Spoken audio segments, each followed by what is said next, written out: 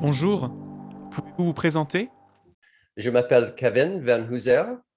Je suis né en Californie, mais j'ai étudié à l'Université de Cambridge en Angleterre.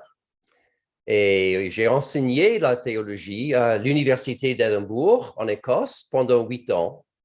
Avant cela, j'ai fait un stage en France pendant 1 an avec l'Institut biblique européen à La Morlaix, où j'ai rencontré mon épouse Sylvie, qui vient de Provence. Actuellement, je suis professeur de théologie systématique depuis 1998 à Trinity Evangelical Divinity School, ici aux États-Unis. La plupart de mes étudiants se préparent pour un ministère de quelque sorte, mais aussi je dirige une quinzaine d'étudiants doctoraux qui viennent du monde entier. Pourquoi utiliser l'analogie du théâtre pour parler de théologie? Est-ce que cela vient de théologiens plus anciens? À vrai dire, les pères de l'Église comme Tertullien, y compris Augustin, se méfiaient du théâtre. Les spectacles romains n'avaient rien à faire avec l'Évangile. En revanche, Calvin parlait de la création comme théâtre de la gloire de Dieu. La théologie traditionnelle a ses racines dans des philosophies diverses, par exemple Platon et Aristote. Il y a pas mal de pays qui n'ont pas de tradition philosophique. Pourtant, tous les pays du monde ont le théâtre.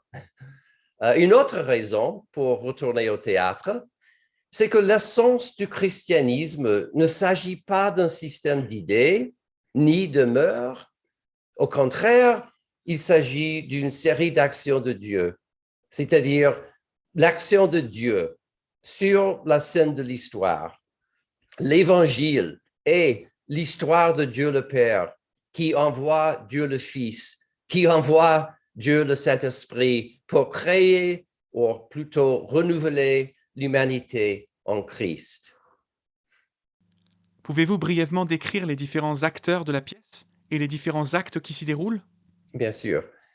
Selon cette analogie, et je ne suis pas sûr qu'il s'agit seulement d'une analogie, Dieu nous a appelés à participer à son projet de créer un peuple qui lui appartienne, un peuple chargé de le glorifier. Donc, le théâtre, c'est le peuple, ainsi que l'endroit, c'est-à-dire l'endroit où le peuple, les acteurs, jouent leur rôle. Comme je l'ai déjà dit, l'essence du christianisme, c'est l'action du Dieu trine. L'intrigue qui se développe dans l'histoire, c'est l'exécution à travers le temps du décret divin éternel. En effet, la vie de l'Église, c'est la pratique de la volonté de Dieu sur terre comme au ciel.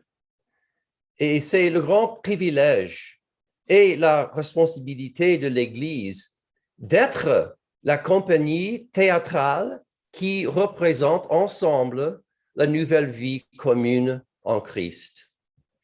Paul lui-même parle de son ministère apostolique en termes de théâtre.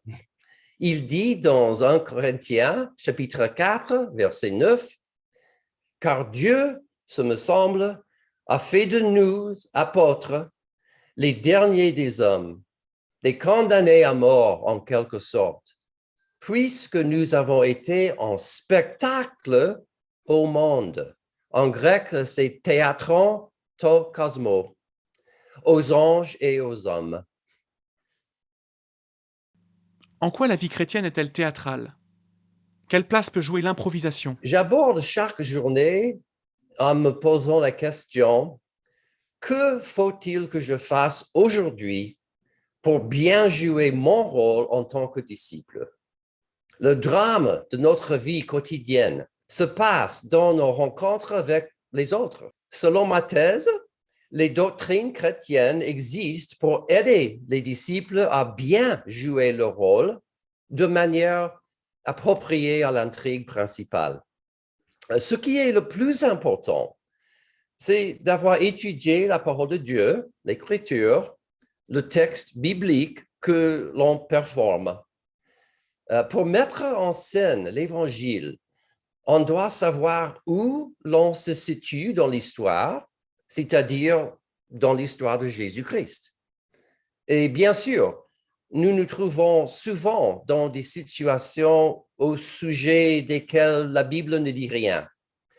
Dans ces cas-là, il faut improviser notre vie de disciple.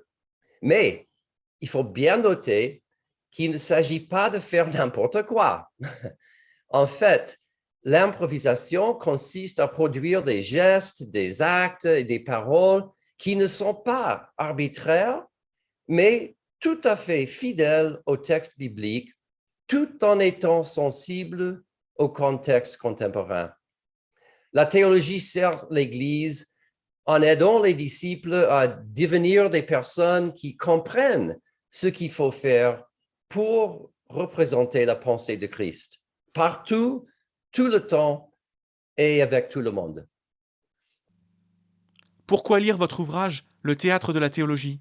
Excellente question. Permettez-moi de vous donner 3 raisons. D'abord, la théologie théâtrale correspond à l'essence du christianisme. L'Évangile, c'est la bonne nouvelle que Dieu est entré dans le théâtre du monde et qu'il y a fait quelque chose qui est à notre grand avantage. Pour préciser, il nous a donné sa parole en Christ et dans l'Écriture. Et deuxièmement, l'idée que le monde entier est un espace dramatique et que je joue un rôle dans le grand théâtre du monde m'encourage à voir ma vie quotidienne à travers une optique biblique et théologique. En bref, le modèle de théâtre de la théologie rafraîchit mon imagination et me situe dans le champ de l'action que l'Évangile annonce. Et finalement, mon livre nous aide à voir la doctrine chrétienne pas simplement en termes d'une vérité abstraite, mais comme une vérité pratique qui aide les disciples à mettre en scène l'humanité nouvelle telle qu'elle est en Christ. Bref, le théâtre de la théologie nous aide à vivre le quotidien dans toutes les situations à la gloire de Dieu. Comment pouvons-nous prier pour vous? Merci bien. Vous pouvez prier que Dieu m'aide à finir mon chef-d'œuvre, une théologie systématique en 3 tomes.